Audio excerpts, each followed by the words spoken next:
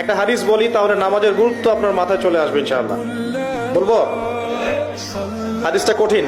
রাসূলুল্লাহ সাল্লাল্লাহু আলাইহি ওয়াসাল্লাম বলেছেন, যখন নবীর নাম উচ্চারিত হবে তখন বলবেন কি? সাল্লাল্লাহু আলাইহি ওয়াসাল্লাম। নবী সাল্লাল্লাহু আলাইহি ওয়াসাল্লাম বলেছেন, মান তারাকা সালাতান মুতাআম্মিদান ফাকাদ কাফারা।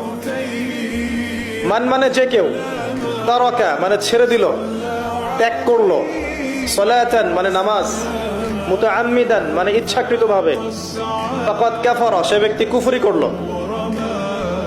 এই হাদিসটাকে আগে শুনেছেন?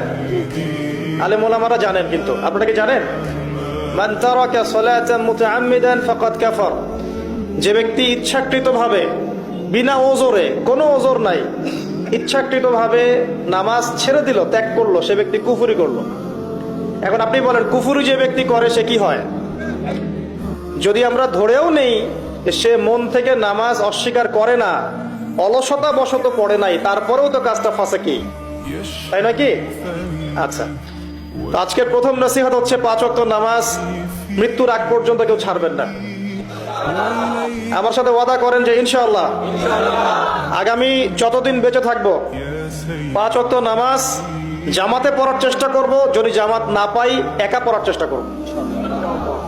আল্লাহ পাক তৌফিক দান করুন, আমিন। আজকে যদি এই কথাটাই শুধু বাসায় নিয়ে যেতে পারেন, 5 ওয়াক্ত নামাজ আর জীবনে ছাড়বো না, আমাদের আজকের মাহফিল সফল। আর আজকে যদি অনেক কথাবার্তা হয় ওয়ার্ল্ড অ্যাফেয়ার্স নিয়ে, ইকোনমিক্স নিয়ে, শেষ জামানা নিয়ে, ঠিক আছে, আমাদের সমকালীন ফিতনাগুলো নিয়ে, কিন্তু দিন শেষে বাড়িতে যদি কিছু না নিয়ে যেতে পারেন তাহলে আলোচনায় এসে কোনো লাভ নাই। এই ছবি তোলাতুলি, ভিডিও করা, হ্যাঁ, স্লোগান দেয়া, আইওয়াজ শোডাউন করার মধ্যে কোনো ফায়দা নাই। ফায়দা কিসে? কদ আফলাহা মান যাক্কাহা। আল্লাহ পাক সূরা শামসের মধ্যে বলছেন, কদ আফলাহা, সে ব্যক্তি সফল হয়ে গেল। সে ব্যক্তি সফল হয়ে গেল মানে সে জান্নাতে চলে যাবে ইনশাআল্লাহ। কে? মান যাক্কাহা, যে ব্যক্তি তার নফসটাকে, তার এই যে কলব, এটাকে পরিশুদ্ধ করতে পেরেছে, সে ব্যক্তি সফল হয়ে গেল। ওয়াকাদ খাবা মান দাসাহা, আর যে ব্যক্তি তার নফসটাকে পরিশুদ্ধ করতে পারলো না, সে ব্যক্তি ধ্বংস হয়ে গেল। নফস কিভাবে পরিশুদ্ধ হবে, এটা আমাদের আজকের আলোচনার টপিক। তার আগে আমরা বলি, 5 ওয়াক্ত নামাজ ছাড়া নফস কখনো পরিশুদ্ধ হবে না।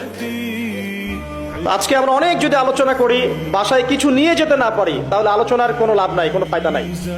মানুষকে দেখানো, তাকবীর দেয়া, এই যে আমাকে প্রোটোকল দিয়ে নিয়ে আসলেন, ঠিক আছে, ভালোবাসা ভালোবাসার জায়গায়, কিন্তু দিন শেষে যদি আমরা আল্লাহর সামনে আত্মসমর্পণ করতে ব্যর্থ হই, তাহলে